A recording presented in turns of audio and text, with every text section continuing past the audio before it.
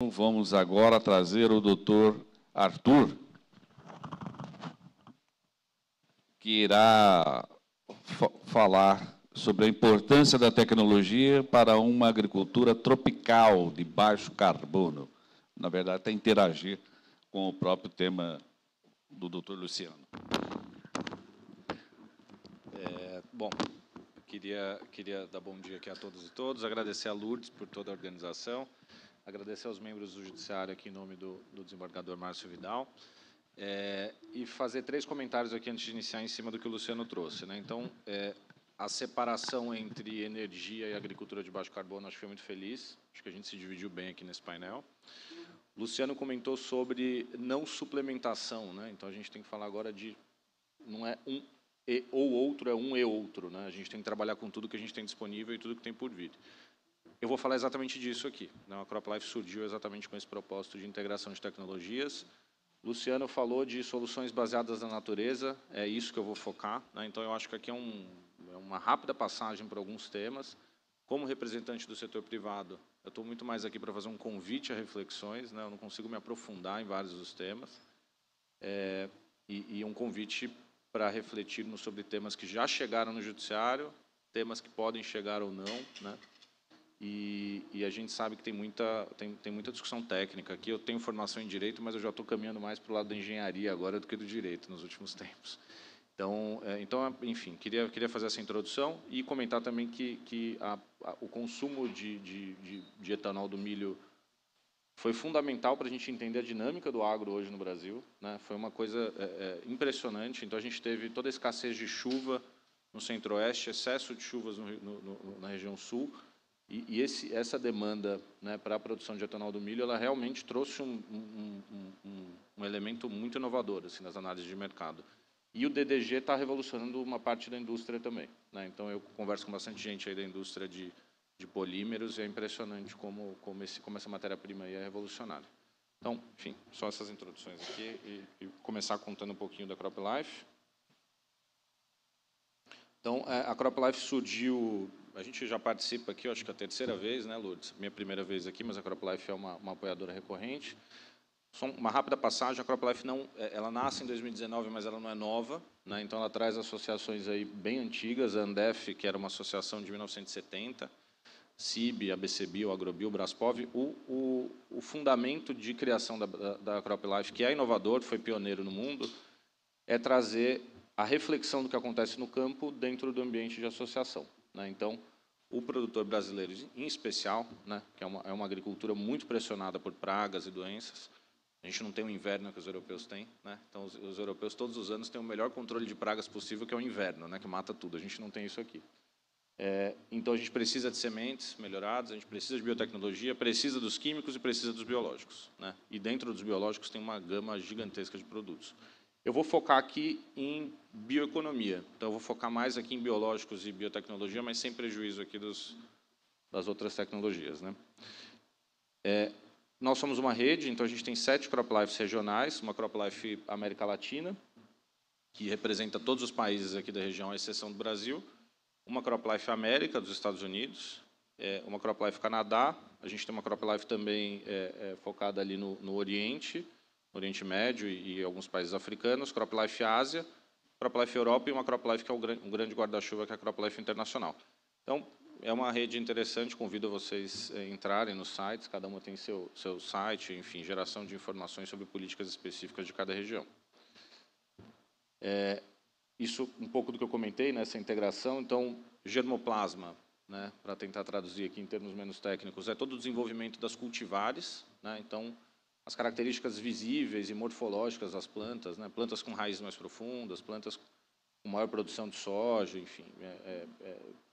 Isso sempre aliado com a biotecnologia que vai dentro das sementes, né? Então, a biotecnologia talvez tenha sido a grande revolução agrícola aí dos anos 90 para cá, né? Que são os organismos geneticamente modificados, junto com os defensivos químicos e biológicos. Biológicos de controle e estimulantes, fertilizantes, aí a gente tem uma gama gigantesca. E a agricultura digital, que agora é algo para a gente ficar de olho, né? Então, a gente fala muito de pulverização aérea e pensa nos aviões, agora a gente tem que pensar nos drones, né? A gente fala de agricultura pensando em equipamentos mecânicos, mas você ouve hoje o CEO da John Deere falar que as máquinas são um instrumento para eles chegar nos agricultores, mas que o foco deles hoje é coleta de dados, né? Então, eles são uma empresa de dados hoje, muito mais que de máquinas. Então, a agricultura digital é uma ferramenta que permeia todas as tecnologias e, com certeza, essa é a grande tendência que a gente tem que acompanhar na agricultura. Essas são as empresas, provavelmente está desatualizado, porque a gente tem uma associação dinâmica, né? Então, a gente tem 57 empresas aí atualmente.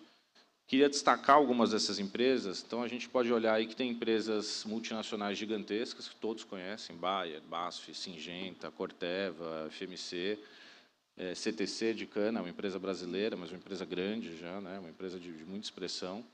E a gente tem empresas que a gente chama de empresas puras, né? Que estão desenvolvendo tecnologias para um setor específico, como a Koppert, por exemplo, que é uma empresa holandesa, e o maior mercado hoje da Koppert é o Brasil, é uma empresa só de soluções biológicas.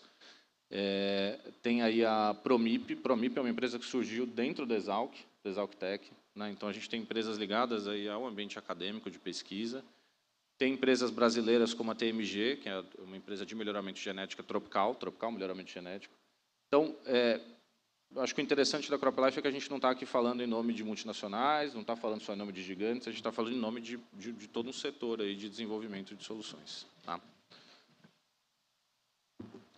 E aqui talvez seja o maior dilema aí, né, que permeia o que a gente faz. Né? Então, a gente tem, de um lado, uma população crescente, é um fato. Né? Então, alguns países aí já passaram, estão vivendo seu bônus demográfico, alguns países estão passando por um período de crescimento populacional. Precisamos produzir comida, né? Seja por meio de produção de ração animal, seja por meio de alimentação direta, mas há necessidade de produzir comida. Expandindo a área, para o Brasil, acho que essa não é mais uma via discutível. Acho que a gente tem que investir em tecnologia, aumentar a produtividade e trabalhar para mitigar ou, enfim, eliminar possivelmente o desmatamento ilegal. Por outro lado, a gente tem clima, né? Então, eu estive na última COP, na Conferência do Clima. Pela primeira vez, os sistemas alimentares entraram dentro da declaração oficial que encerrou o evento. Foi algo inédito e mostrou que a discussão sobre produção de alimentos em toda a sua cadeia, desde os produtores aos distribuidores enfim, uma cadeia complexa aí, né, de quem produz a comida até o momento que a comida chega no prato dos consumidores, como que isso se relaciona com a discussão de clima. Né? E aí, uma discussão de clima não só de mitigação de gases de efeito estufa, mas como que a gente discute um sistema produtivo que seja resiliente, né? E que o agricultor não deixe de ser um agricultor a partir de mudanças climáticas, que o Centro-Oeste, que a gente não precise olhar para uma escassez de chuvas no Centro-Oeste e se desesperar e olhar para aquilo como fator estrutural, não conjuntural, né? Eu acho que o clima tem que ser uma conjuntura que a gente vai ter que se adaptar e continuar produzindo. Então, acho que esse é um grande dilema que a gente trabalha na associação, e a bioeconomia se encaixa exatamente aí, né, nessa conexão entre uma produção maior versus uma menor pressão sobre os ecossistemas. Brasil, isso aqui acho que é um case que todo mundo conhece, né? Então, a gente teve aí, eu não estou conseguindo enxergar aqui, mas, enfim, tem um recorte aí de algumas décadas, né, e a gente olha que a gente teve um aumento de 500% na produção versus um aumento de 93% em expansão de área. Então, o ganho de produtividade que a gente observou no Brasil nas últimas décadas é gigantesco. Né? Isso se deve à adoção de tecnologia. Né? Então, esse é um dado que, por mais que seja um dado pisado e repisado, né, nos círculos que eu e o Luciano a gente frequenta bastante, é um dado que é pouco conhecido lá fora. Né? E é um dado que deveria ser conhecido e trabalhado em ambientes em que cada país protege seus sistemas produtivos. Né? Então, acho que a gente tem que proteger o nosso sistema produtivo também com os dados que a gente tem à nossa disposição. Esse é um dado excelente. Né? A gente tem um aumento de produtividade por alta adoção de tecnologia no Brasil. E aí, vou trazer alguns dados de cana para conectar com a apresentação do Luciano. Né? Como é que a gente fala da aplicação dessas tecnologias em culturas específicas? A cultura da cana é uma cultura muito expressiva aqui no Brasil. Acho que o Luciano trouxe aqui um dos grandes casos de sucesso que a gente tem que guardar no bolso e propagandear mesmo. A cana, comparativamente, ela teve um aumento de 60% na adoção de bioinsumos nos últimos 4 anos. Então, atualmente, mais de 50% da área de cana utiliza biológicos contra 35% de milho e soja. Então, existe um apetite por adoção de produtos mais sustentáveis e mais amigáveis à biodiversidade do que nas outras culturas em geral. No momento, a ênfase em biodefensivos, né, para controle de cigarrinha, bicudo, broca da cana, que são pragas bem conhecidas, né, e um uso grande aí de biofertilizantes e inoculantes. Então, soluções biológicas elas não se limitam ao controle de pragas, né? A gente tem soluções biológicas como feromônios, por exemplo, que são armadilhas que causam confusões sexuais em insetos, e você tem soluções biológicas de realmente baixíssimo impacto, baixíssima geração de resíduos, e a gente tem que investir, né? E tem que pesquisar. Aqui mais alguns dados, e aqui 2 dados interessantes, né? Então, eu trouxe um dado sobre biológicos e um dado de melhoramento genético de uma cana tolerante à seca, com raízes mais profundas, né? Não estou conseguindo ler aqui especificamente, mas ela é uma planta que tem um maior número de raízes e raízes mais profundas, e é uma cultivar que aguenta situações de estresse hídrico com mais adaptabilidade. Então, isso é resiliência climática, né? Isso, para além da gente discutir mitigação, a gente tem que discutir como é que o agricultor ele vai estar preparado para uma situação de menor possibilidade de uso de água ou menor disponibilidade de água, né? A gente tem muitas situações aí nas perspectivas de futuro. E aí os eventos de biotecnologia, que o Luciano comentou, né? Então, a gente tem eventos aí aprovados de transgenia. A diferença de melhoramento genético e transgenia é que o melhoramento genético você trabalha dentro daquela espécie, né? Você vai observando os organismos que se adaptam melhor e apresentam as características que você quer selecionar, e você vai fazendo isso dentro da mesma espécie. A transgenia, você traz um gene de outra espécie que expressa uma característica desejada, coloca ali por meio de várias técnicas, né? Então, para vocês verem aí um exemplo dentro da cana de três grandes inovações tecnológicas, aí de biotecnologia, biológicos e germoplasma. E aí, focando em bioinsumos, esses dados aqui eu acho são interessantes e até assustadores, né? Essas são as taxas de crescimento anual de 3 divisões importantes, das 3 divisões mais relevantes de biológicos, né? De 2018 a 2030, né, uma projeção, evidentemente, a gente vê aí que produtos de biocontrole, o mercado de biocontrole mundial previsto crescendo, né, com uma previsão de taxa de crescimento anual a 13,6%. Então, assim, se essa não é a tendência de tecnologia, né, eu acho que a gente tem que a gente deveria olhar para esses números e realmente entender que esse aqui é o futuro das tecnologias de controle. Existe um grande desafio hoje para biológicos, que é a questão dos fungicidas, né? O glifosato talvez seja o mais importante. A pesquisa está trabalhando nessa fronteira, mas, sem dúvida alguma, quando a gente pensa em controle de insetos, os biológicos eles estão despontando aí como algo impressionante. O mercado global de biopesticidas já atingiu, né, o valor de 5,2 bilhões de dólares em 2020. Né? Ainda é um percentual pequeno, né, se a gente pensar no mercado de pesticidas químicos, estimado em 62 bilhões, mas o que é interessante é a gente olhar o Brasil dentro desse cenário, né? Então, o Brasil tem uma taxa de crescimento muito mais elevada do que a taxa de adoção no mundo, né? Por quê? E aí a gente discute bastante isso na associação. Tem uma série de explicações possíveis, né? Então, evidentemente que tem um custo reduzido quando a gente pensa na integração de biológicos. Existe um apetite natural do agricultor brasileiro por inovação? Acho que sim, né? Acho que tem todo um cenário no Brasil de muitos desafios, né? E a industrialização tem muito a ver com isso, né? Também. Então, as soluções tecnológicas elas vêm para responder a desafios que muitas vezes os europeus não têm. E desafios agronômicos, né? Então, os biológicos eles surgem num cenário também de controle de resistência, né? Então, a gente vê cada vez mais soluções que demoram muitos anos para chegar no mercado, elas vão perdendo a sua eficácia como antibiótico, né? Enfim, acho que é um paralelo interessante, talvez, do antibiótico. As pragas vão entendendo o modo de ação e vão se acostumando com aqueles ingredientes ativos e aqueles modos de controle, e os produtos, naturalmente, vão perdendo sua eficácia ao longo do tempo. Os biológicos, por terem um período de pesquisa e desenvolvimento menor, uma grande diversidade, enfim, a gente tem uma grande diversidade hoje de micro-organismos disponíveis na Embrapa para pesquisa, uma pesquisa que está muito aquecida, eles entram como um elemento muito importante para esse controle de resistência. Então, é interessante a gente ficar de olho no mercado brasileiro em relação ao mercado global de biológicos. Em termos de sustentabilidade, eu trouxe um exemplo aqui de um dado interessante, né? Então, quando a gente pensa hoje na fixação biológica de nitrogênio, ela foi responsável pela mitigação de mais de 20 milhões de toneladas de CO2 equivalente. CO2 equivalente também é um termo que eu não imaginava que eu fosse estudar quando eu estava na faculdade de Direito, né? Mas a gente entrou nesse mundo, Luciano.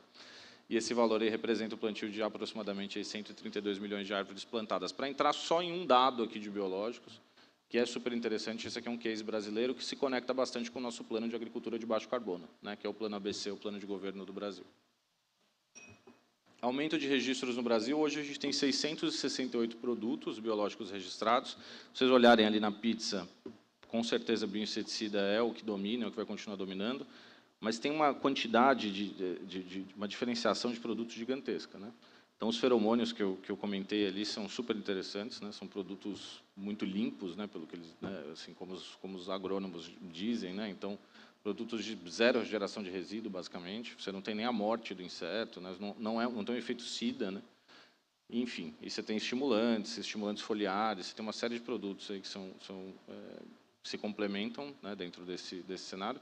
235 alvos registrados e macro e micro soluções macro e micro biológicas, né? Então, você tem micro-organismos que são, enfim, todas as soluções invisíveis aos olhos, né? Então, boa parte está aqui dentro dessa categoria, mas você também tem os insetos, né? Então, aquelas caixas de vespa que a gente vê no Globo Rural, que eles soltam para controle de população, isso também tem uma importância gigantesca. Eu fui visitar pessoalmente uma fábrica de insetos e é um negócio incrível, assim. Então, vou trazer esses dados. Aqui, dados de desenvolvimento de bioinsumo, né? Pegando ali o dado final, né? O desenvolvimento hoje de um bioinsumo, desde o momento em que eles identificam, né? Aquela possível solução, né? Dentro de um ambiente de centros de pesquisa ou dentro dos laboratórios de indústria, né? Então, a primeira linha ali, da primeira linha até a última, a gente estima aí um período aproximado de 5 anos e um custo médio de 7 milhões de dólares. Para vocês terem uma ideia, um químico, a gente fala de 18 anos, em média, aqui no Brasil, né, entre o início da identificação ali das 300 mil moléculas, você começa a identificar uma potencial molécula, até você chegar no registro e na comercialização de uma molécula, a gente está falando de 18 anos e um custo de 300 milhões de dólares. Então, o processo de P&D em biológicos ele é bem mais leve, bem mais rápido do que o processo de desenvolvimento de um químico. Você sai do ambiente de pesquisa, você entra no ambiente industrial, né? Então, muitas pessoas andam dizendo que biológico se produz em ambientes pouco controlados. Não é verdade, né? Você precisa de um ambiente fabril, de controle, de esterilização, para você garantir que você está produzindo a bactéria X e não a bactéria Y, né? Você não está produzindo um patógeno que vai se instalar no pulmão de uma população, né? Então, isso aqui é super importante, essa fase industrial mais ou menos estruturada. A gente sabe que tem fazendas hoje que tem uma estrutura fabril, funciona super bem, a gente só tem que garantir que tenha controle de qualidade, né? É o que a gente defende na CropLife. Depois você tem toda uma fase de testes de campo, para entender se realmente aquilo ali funciona e chega nos resultados que deveria chegar. Eventuais ajustes na formulação até você entrar na fase regulatória, né? Uma fase regulatória que passa por Anvisa, passa por Ministério da Agricultura e passa por IBAMA também, para garantir que não existe uma interação aí danosa com enfim, diferentes espécies de seres vivos e com solo, água e tudo mais. Tá? Biotecnologia, então, dentro das soluções bio, né, a gente tem a biotecnologia. Aqui a gente teve a gente produziu um estudo recente, eu achei interessante trazer. A gente fez um estudo dos últimos 25 anos de adoção da biotecnologia no Brasil e o quanto que isso representou em termos de impactos ambientais, né? O maior impacto da biotecnologia está sempre associado ao aumento gigantesco de produtividade, menor expansão de áreas, né?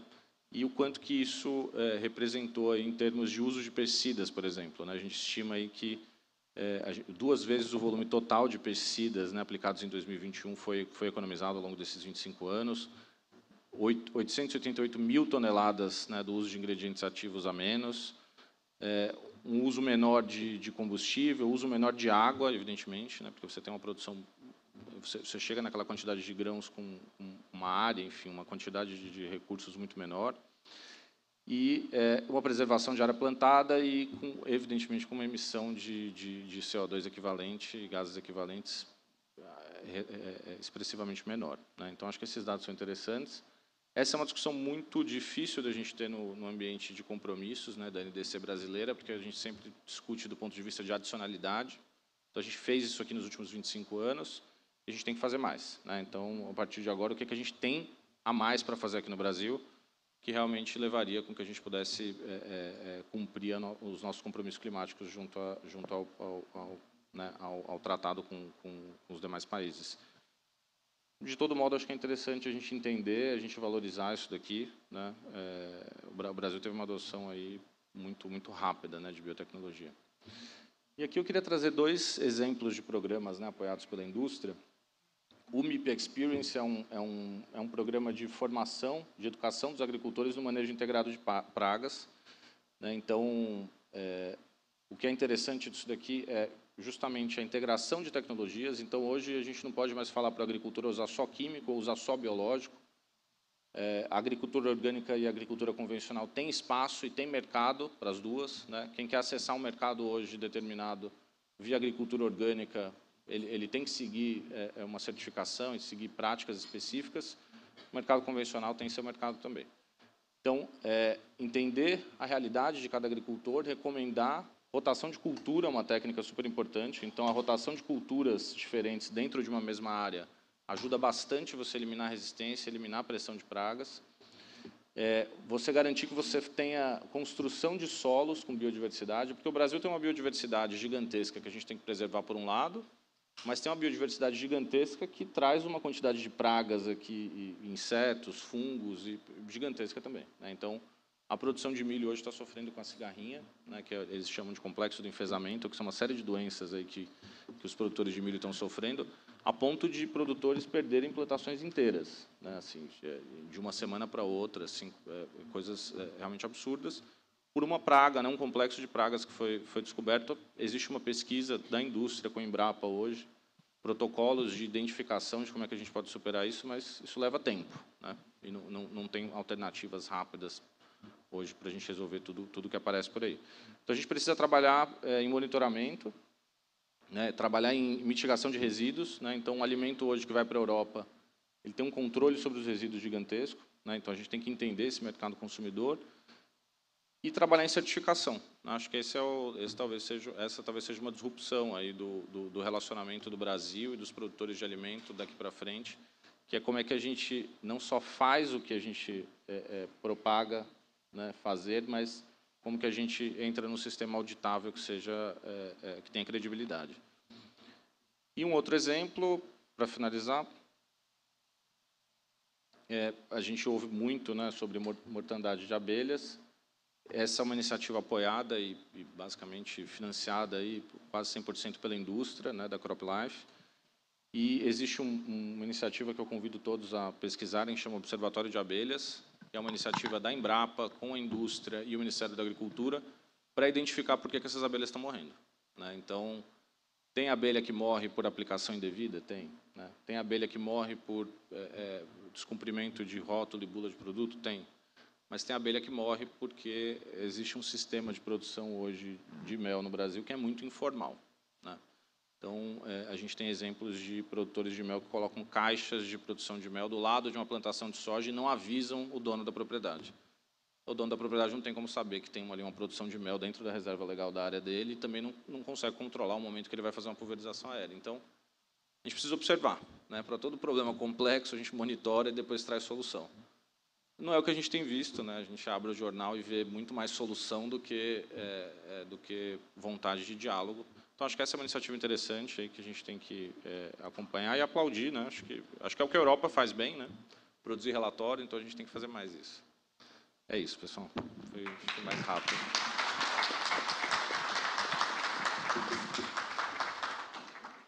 Agradecemos ao Dr. Arthur pela palestra, o conteúdo que ele nos trouxe, como eu disse anteriormente, isso vem a contribuir, né, para a robustez e a otimização da atividade de todos que estão aqui.